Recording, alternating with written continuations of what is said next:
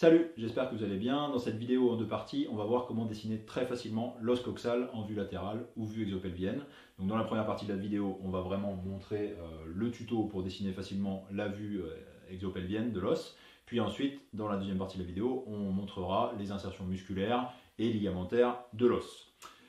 Avant de poursuivre, comme d'habitude, vous trouverez dans la description un lien vers un PDF gratuit qui contient toutes les illustrations de cette vidéo, mais aussi des suivantes que je vais faire sur l'anatomie du bassin et surtout comment dessiner facilement le bassin et ses différentes pièces osseuses. Donc l'os coxal, le sacrum, le coccyx et le bassin aussi, donc bassin en vue antérieure, en vue latérale, en vue postérieure, etc. Donc le PDF étant accessible donc via un lien dans la description, et ce que vous avez à faire, c'est vous inscrire à la newsletter de la chaîne et vous obtiendrez le PDF en question. Voilà, sans plus attendre, on commence la vidéo avec donc les traits de construction que j'ai déjà fait. Donc comme bien souvent, il s'agit d'un rectangle comme ceci qu'on a divisé en trois parties égales, horizontales, et qu'on a elle-même segmenté en deux parties. Donc ce qui fait qu'on a 6 rectangles à l'intérieur de notre rectangle et que ensuite ici, voilà, on a deux diagonales ici qui vont former, comme on le verra, des limites pour notre dessin. Donc si vous voulez, avant de continuer, faites pause, prenez le temps de prendre une feuille et de faire le cadre ici de construction, et ensuite vous remettez la vidéo en marche pour qu'on dessine ensemble la vue exopelvienne de l'os coxal. Donc, nouveau trait de construction maintenant qu'on a établi cela, ça va être dessiner une sphère qui va représenter l'acétabulum, anciennement le cotyle de l'os. Et donc maintenant qu'on a placé ça, on laisse ça de côté tranquillement et on va commencer par la partie, le bord supérieur de l'os, donc à savoir la crête iliaque. Donc je commence d'arrière en avant, donc là je vais orienter mon schéma. Donc à ma droite ici c'est ventral et ici c'est cranial. Voilà. Donc je commence par l'épine iliaque postéro-supérieur ici. Puis voilà, je sors un petit peu du cadre ici pour représenter la crête iliaque. Et ensuite, j'arrive à la partie antérieure sur l'épine iliaque antéro-supérieure. Donc je vais épaissir cette crête iliaque ici en représentant le tubercule iliaque qui donnera insertion à plusieurs muscles justement de la crête iliaque. Voilà, je continue avec l'épine iliaque antéro-supérieure. Et pareil, je peux épaissir aussi la partie postérieure de la crête pour représenter l'épine iliaque postéro-supérieure. Ensuite, j'ai le choix, je peux continuer par le bord antérieur ou le bord postérieur de l'os. Donc ce qu'on va faire ici, on va représenter tout d'abord le bord postérieur de l'os avec donc l'échancrure interépineuses ici, puis l'épine iliaque postéro-inférieure, et ensuite on va dessiner les deux grandes échancrures, enfin les deux échancrures sciatiques, ischiatiques. Donc la première est la grande échancrure ischiatique et elle est séparée de la petite par ici l'épine sciatique. Donc une fois qu'on a représenté l'épine sciatique, voilà, on continue donc par la petite échancrure sciatique ici, qui est fermée en bas par la tuberosité ischiatique.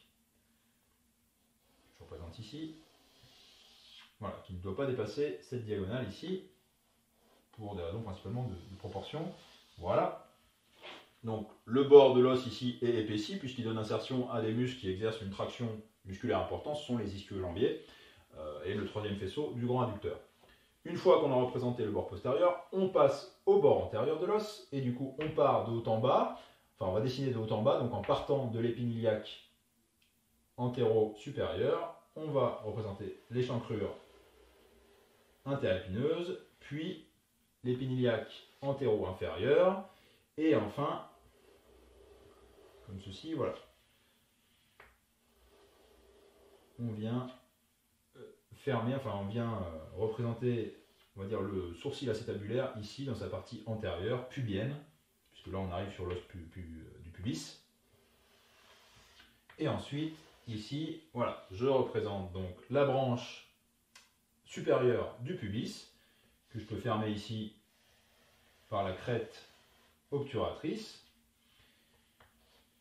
Et ensuite,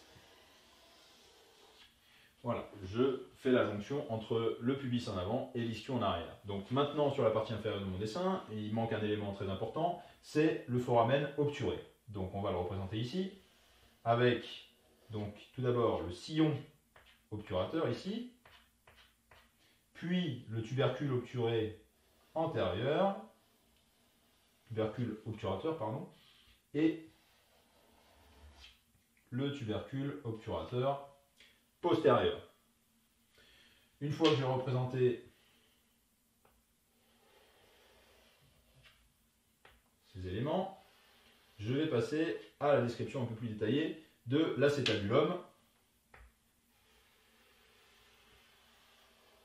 Voilà. Qu'on représente ici. Donc avec, en fond ici, en fond de l'acétabulum, on a la surface articulaire en croûte et cartilage hyalin qu'on appelle surface semi-lunaire, qui encercle la fosse acétabulaire. Et donc bon, si je prolonge un peu plus ici mon croissant, eh bien on va avoir ici l'incisure acétabulaire. Et, on en a déjà parlé juste avant, on va avoir autour de cette formation, on va dire cette cavité sphéroïde creuse, on va avoir le sourcil acétabulaire, anciennement le bourrelet cotyloïdien. Donc on peut encore ajouter quelques éléments, à savoir sur l'iléon ici, on va rajouter la ligne glutéale postérieure, la ligne glutéale antérieure et la ligne glutéale inférieure. Donc voilà pour cette première partie de la vidéo. Et on va enchaîner tout de suite avec la deuxième partie, avec les insertions musculaires. Donc les insertions musculaires, il est intéressant ici de les regrouper par territoire d'innervation. Donc on va représenter donc les muscles par territoire d'innervation, mais avant cela, je vais placer les formations ligamentaires principales de la vue exopelvienne. Donc on a ici en vert l'insertion du ligament sacro-tubéral. Et ici, au niveau de l'épine ischiatique, on va avoir l'insertion du ligament sacro-épineux. Puis, on arrive sur l'articulation. Alors là, il faudrait, on peut représenter la membrane obturatrice ici, qui vient fermer le foramen obturé. Puis, on va s'intéresser à formation ligamentaire de l'acétabulum. Donc, on a ici le ligament acétabulaire transverse, qui vient fermer justement l'échancrure inférieure de l'os, et on a ici 2 des 3 insertions du ligament rond ou ligament maintenant de la tête fémorale. Puis on a les épaississements de la capsule coxofémorale avec donc la partie supérieure ici, le ligament iliofémoral qui divisera en ces 2 faisceaux.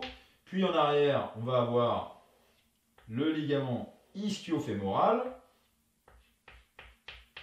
Et en avant, on retrouve ici, en forme de L, le ligament pubo-fémoral. Voilà pour les formations ligamentaires principales. Donc ensuite, on va s'intéresser aux muscles innervés par les nerfs glutéaux supérieurs et inférieurs. Donc, sans surprise, on aura les muscles glutéaux, grand glutéal, donc le grand fessier, ici en arrière. Puis on aura le glutéal moyen, ou moyen fessier, ici, entre la ligne glutéale post et la ligne glutéale antérieure. Ensuite, avant de représenter le petit fessier, le petit glutéal, on va représenter ici l'insertion du muscle tenseur du fascia lata, qui est lui aussi innervé par le glutéal supérieur. Et enfin, on aura donc le muscle petit fessier, ici, entre la ligne glutéale antérieure et la ligne glutéale inférieure. Donc voilà pour les muscles innervés par les nerfs glutéaux. Ensuite, on va s'intéresser aux muscles qui sont innervés par, ici, le nerf fémoral. Donc on va avoir ici le sartorius, puis on va avoir ici 2 des 3 chefs du muscle droit fémoral ou droit antérieur. Donc ici on aura le chef direct, et ici on aura le chef réfléchi.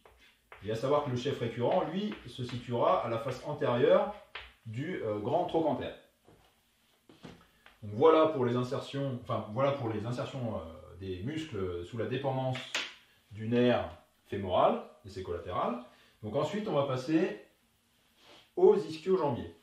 Aux muscles qui sont innervés par le nerf sciatique et ses branches et les collatérales du plexus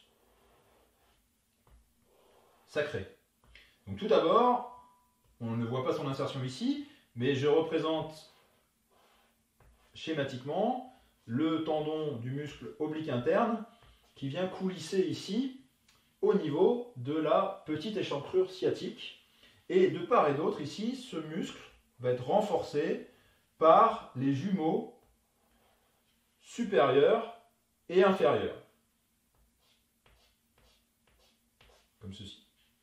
Ensuite, on va avoir les insertions sur la tubérosité ischiatique. Donc, ce sont principalement les muscles ischio-jambiers, avec tout d'abord le muscle semi-membraneux, puis on va avoir ici, par un tendon commun, le biceps fémoral et le semi-tendineux. Puis un peu plus bas, on va avoir le 3e faisceau du muscle grand adducteur. Et enfin, dernier muscle de la région à être innervé par les branches du sciatique, le muscle carré fémoral. Ensuite, on va avoir les muscles innervés par le nerf obturateur. Donc on va avoir tout d'abord ici, donc là je ne représente que son insertion osseuse. On va avoir ici le muscle obturateur interne qui, bien sûr, voilà, si je le représente totalement, va aussi s'insérer sur la membrane obturatrice. Donc, muscle obturateur. Ici, bien sûr, dans la continuité du 3e faisceau du grand adducteur, on a ici le muscle, le grand adducteur, 1er et 2e faisceau. Ensuite, on va avoir ici, à cheval entre l'ischion, donc entre la branche inférieure du pubis et la branche de l'ischion, donc la branche ischio-pubienne, on va avoir le muscle gracile, anciennement le droit interne. Ensuite, on va avoir les autres muscles adducteurs, donc à savoir ici le muscle long adducteur et ici le muscle court adducteur. Bien sûr, mon grand adducteur, je peux largement élargir son insertion ici. Voilà, donc voilà pour les 4 territoires musculaires d'innervation différentes, mais il reste encore quelques petits muscles à placer qui ont des innervations assez différentes les unes des autres. Donc on a tout d'abord ici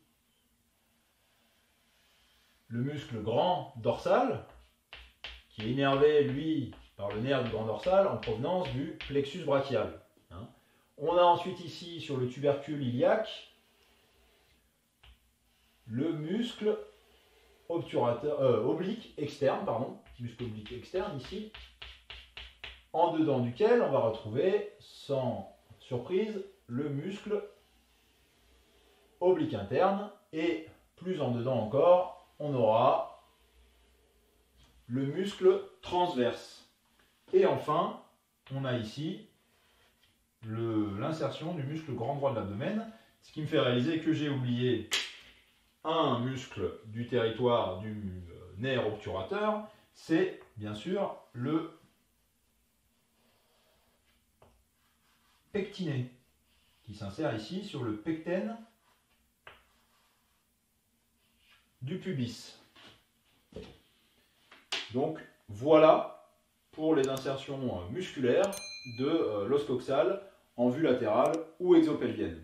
Dans la vidéo suivante, on va voir justement comment dessiner l'os coxal en vue médiale ou endopelvienne.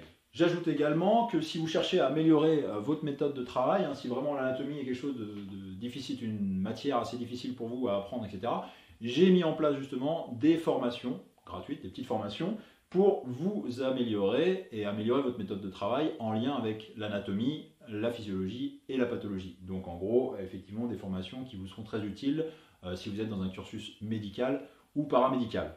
Donc tout ça est également dans la description, en lien, et pareil, il vous suffit de vous abonner à la newsletter et vous aurez accès aux formations gratuites. Il y en a 2 pour l'instant. Je vous dis à bientôt pour la vue endopelvienne. Allez, ciao!